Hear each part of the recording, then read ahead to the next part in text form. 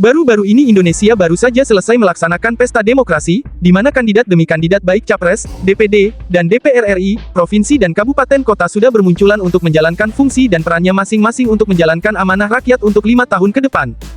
Pesta demokrasi yang berjalan dengan baik membuat warga ada yang puas dan ada yang mengecewakan dari masing-masing kandidat dan para pendukungnya.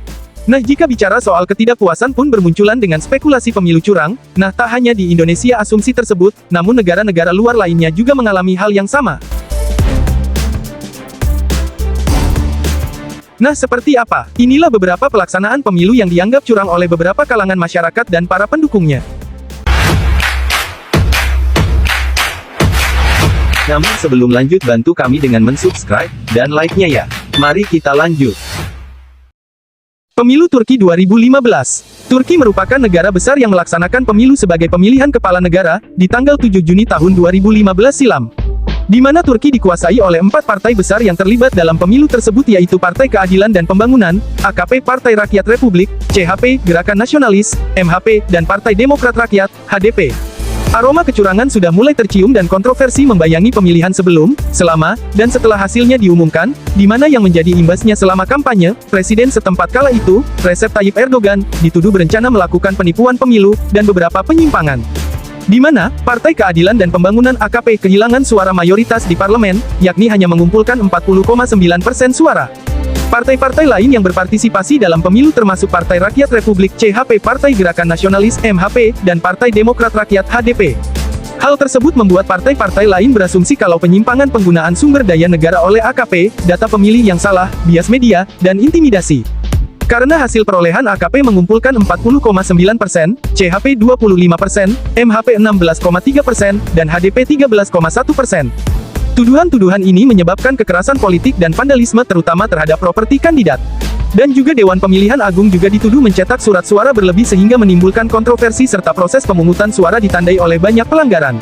Di tanggal 3 Juni tahun 2015, Volunteer Election Monitoring Group dan kelompok pemantau pemilu lainnya mengklaim bahwa partai-partai tersebut telah mencatat suara tambahan yang mengarah pada kekerasan politik di seluruh negeri.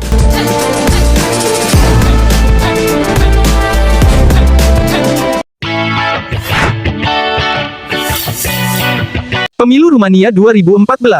Pemilihan Presiden Rumania 2014 digelar dalam 2 putaran. Di tanggal 2 November tahun 2014, putaran pertama pemilu, di mana 2 dari 14 kandidat lolos ke putaran kedua, karena tidak ada kandidat yang memperoleh lebih dari 50% suara. Hanya Victor Ponta dari Partai Sosial Demokrat, dan Klaus Iohannis dari Partai Liberal Nasional, PNL, merupakan 2 kandidat yang memperoleh suara tertinggi kala itu. Victor Ponta, yang merupakan Perdana Menteri Rumania semenjak tahun 2012, dan pemimpin Partidul Sosial Demokrat, memenangkan 40% suara pada putaran pertama. Dan Klaus Iohannis, wali kota Sibiu dan pemimpin Aliansi Kristen Liberal, memperoleh 30% suara, sehingga pemilu digelar menjadi 2 putaran. Di putaran kedua, pemilihan presiden kembali digelar pada tanggal 16 November tahun 2014, sehingga setelah pemilihan terjadi, Mahkamah Konstitusi mengesahkan Klaus Iohannis sebagai presiden. Keputusan tersebut diwarnai protes, di mana para pemilih di luar negeri menyatakan ketidakpuasan dengan proses pemungutan suara dan menuntut agar pemungutan suara diperpanjang lewat jam 9 malam. Dari perpanjangan tersebut, Ponta yang merupakan kandidat presiden favorit, hanya memperoleh suara 45,49% suara. Karena wakil Victor Ponta juga dituduh membujuk pemilih secara ilegal di Moldova untuk memilih Ponta. Pemilihan itu juga ditandai dengan dugaan suap, yakni adanya distribusi makanan kepada lebih dari 6,5 juta orang selama kampanye.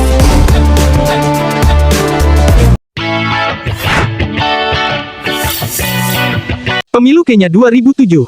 Pemilu Kenya pada tanggal 27 Desember tahun 2007 digelar untuk memilih presiden, anggota parlemen, dan dewan lokal.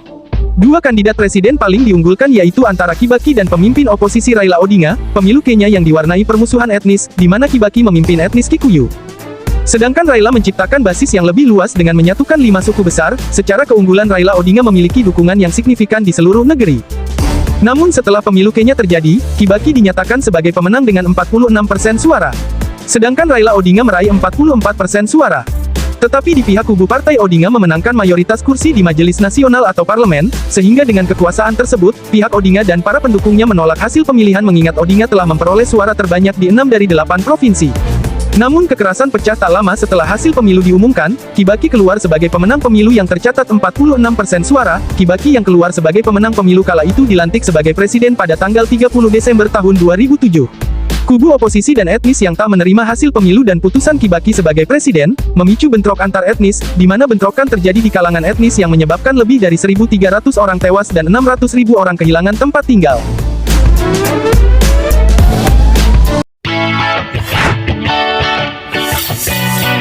Pemilu Uganda 2006. Pemilu Uganda yang dilaksanakan pada tanggal 23 Februari tahun 2006 silam, di mana Yoweri Museveni selaku Presiden Uganda kala itu, kembali mencalonkan diri lagi untuk pemilihan presiden melalui Partai Gerakan Perlawanan Nasional atau NRM.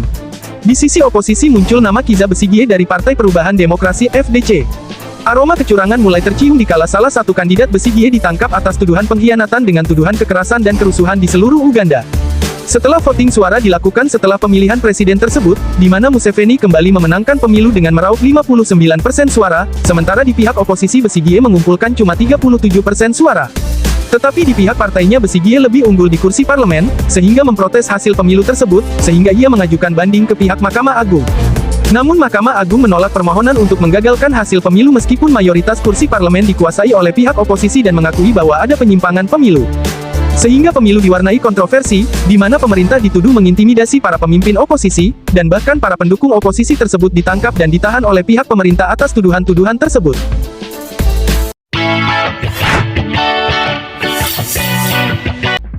Nah, itulah beberapa negara yang terindikasi kecurangan pemilu yang pernah ada di dunia. Kira-kira negara apa yang masih terindikasi kecurangan pemilu menurut Anda guys? Coba tulis pendapat kalian di kolom komentar dan beritahu kami untuk dibahas di video berikutnya.